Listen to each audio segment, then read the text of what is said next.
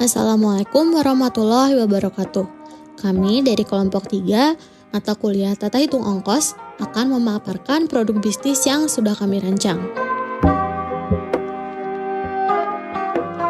Di sini, kita merancang sebuah coffee shop bernama The Coffee. Alasan kita mendirikan bisnis ini karena banyak sekali orang yang mencari tempat-tempat nongkrong di kala suntuk, bosan, dan di tengah padatnya aktivitas sehari-hari.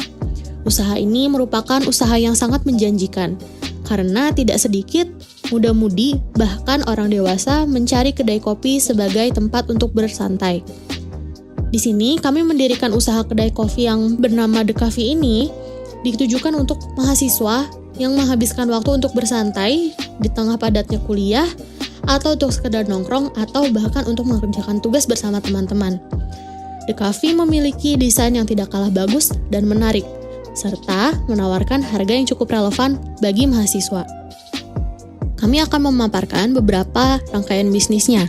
Yang pertama, untuk nama perusahaannya adalah The Coffee. Kita membuat ini dengan desain tempat dan tema yang sedikit berbeda. Yang kedua, untuk alamat perusahaannya, kita dirikan di sekitar daerah Jatinangor, di sekitaran daerah kampusnya, sehingga mudah didatangi oleh mahasiswa maupun masyarakat. Kemudian, untuk gambaran usahanya, kenapa kita mendirikan The Coffee ini? Karena kita terinspirasi ketika mengerjakan kerja kelompok, tetapi susah untuk mencari tempat yang nyamannya untuk berdiskusi. Maka tercetuslah ide untuk mendirikan sebuah tempat nongkrong yang nyaman dan menghasilkan. Dalam penjualan produknya, kami menawarkan sistem karcis, di mana dalam sistem ini, pelanggan yang memiliki karcis lebih dari 5 akan diberikan bonus salah satu varian menu yang menarik dari The Coffee. Kita harapkan dengan sistem ini membuat The Coffee menjadi lebih ramai dan menarik perhatian pengunjung. Kemudian, untuk manajemen The Coffee-nya, pertama, nama perusahaannya adalah The Coffee, bentuk usahanya adalah firma, nama pengusahanya adalah anggota dari kelompok kami, yang pertama Fitri Wahyuni, kedua Bella Gustinar, ketiga Dewi Arafa, dan keempat adalah Uzi Sigma. Untuk alamat dari kedai kopi kami sendiri berada di Jalan Raya Jatinangor, Sumedang. Lalu kita akan memaparkan ketujuh aspek pemasarannya. Yang pertama, untuk produk yang dipasarkan kita beri nama sebagai kopi susu The Coffee. Kegunaan dari produk ini yaitu untuk mengenalkan beberapa macam minuman kopi yang dapat dijadikan minuman favorit sehingga masyarakat bisa mengetahui berbagai cita rasa kopi yang berbeda-beda. Yang kedua, untuk wilayah pemasarannya adalah di Jatinangor dan sekitarnya. Mengapa kita memilih lokasi ini? Karena di lokasi ini terdapat sejumlah mahasiswa yang banyak yang membutuhkan tempat untuk bersantai dan berkumpul. Setelah itu, yang ketiga, segmen pasarnya adalah seluruh mahasiswa yang memiliki minat yang tinggi terhadap produk kopi yang kami tawarkan. Yang keempat, untuk kebijakan harga, di sini kita relatif memberikan harga yang tidak mahal dan masih masuk kantong mahasiswa, yaitu sekitar antara Rp10.000 sampai Rp20.000. Lalu untuk sistem distribusinya, kami memiliki tempat yang cukup strategis di kalangan mahasiswa. Maka, distribusi The Coffee ini menggunakan distribusi langsung, dengan menjual langsung kepada konsumen yang datang ke lokasi dan memberikan pelayanan langsung terhadap konsumennya. Lalu, untuk sistem promosi, kita melakukan pemasangan spanduk di lokasi yang cukup strategis, dengan dilakukan pembagian brosur kepada mahasiswa dan juga masyarakat.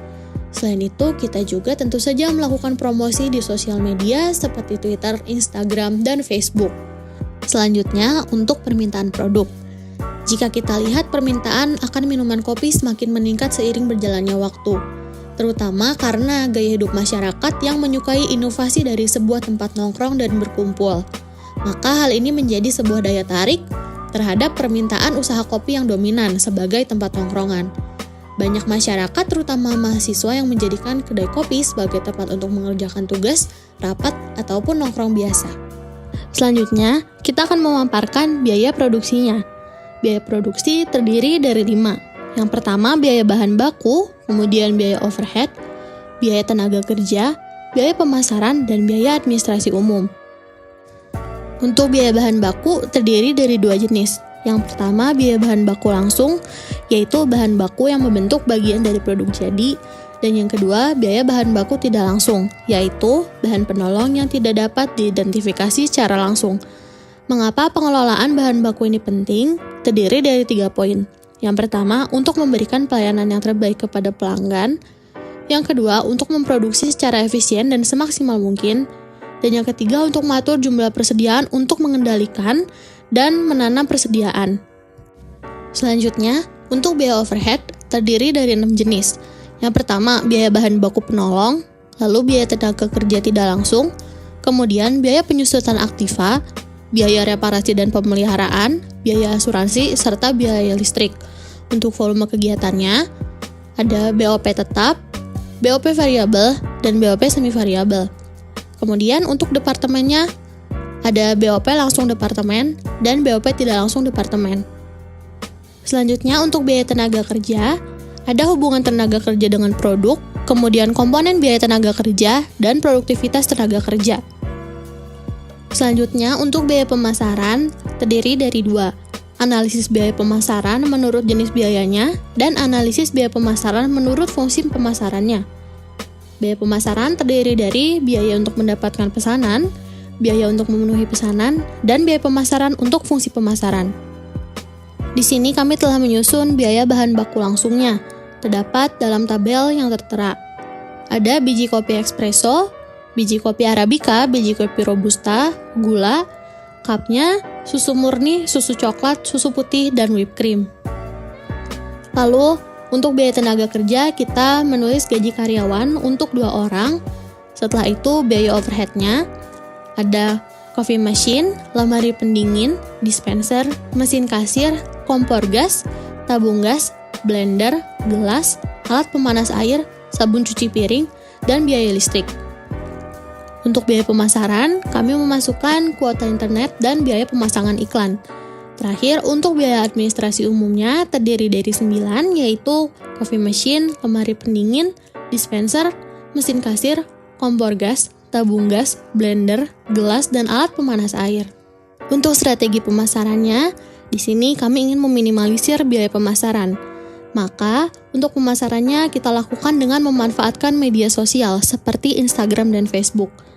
Akun official The Cafe nantinya tidak hanya menampilkan produk saja, tetapi menampilkan berbagai konten menarik tentang kopi, kemudian konten hiburan seperti games, challenge, dan sebagainya.